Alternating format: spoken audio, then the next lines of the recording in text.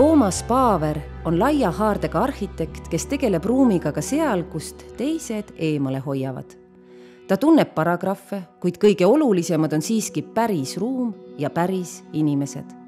Toomas Paaver on aktiivne kodanik, kavandanud tänavaid ja maju, olnud konsultant, riigiametnik, linnaarhitekt ning mõtestab ümbritsevat ka kirjutades. Sageli meil nähakse arhitektuuri nagu läbi piltide või siis nähakse arhitektuuri nii, et need on arhitektuuriteosed, mida luuakse.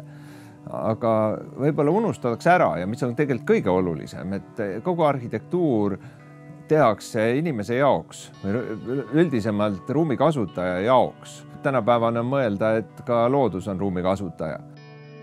Toomas Paaver on viimased aastad tegelenud Tallinna avaliku ruumiga ja tähelepanu pööranud eeskätt tänavale.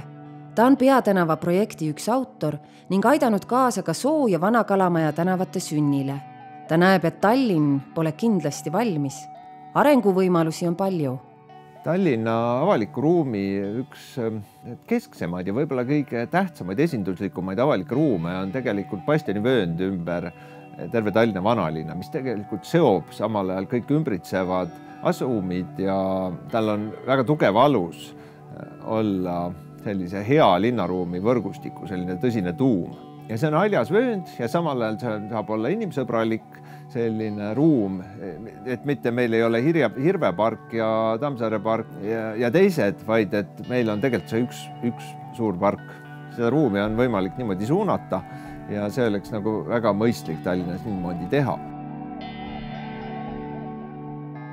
Tegelikult meil oleks vaja kohta ooperiteatrile, meil oleks vaja ruumi, ütleme, mitte sellele kõige jõukamale elanikkonnale, vaid ka nendele, kellel ei ole nii palju raha ja see võib-olla ei sobi kõige arendajate arendusplaanidega. Et see tahab tegelikult jõulist lähenemist ja just linna poolt otsustamist ja see tähendab meie olukorras.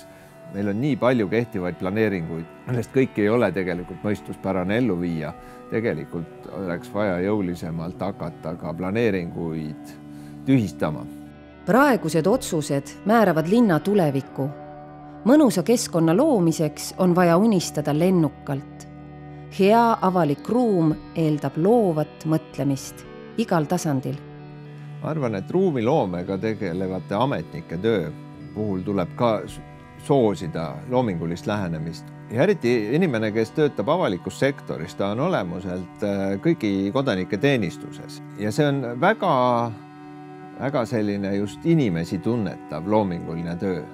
Ja seda peaks nagu võimalikult palju soosima, et seda tehtakse ja seda tehtakse avatult. Ja avatus on seal väga oluline alus.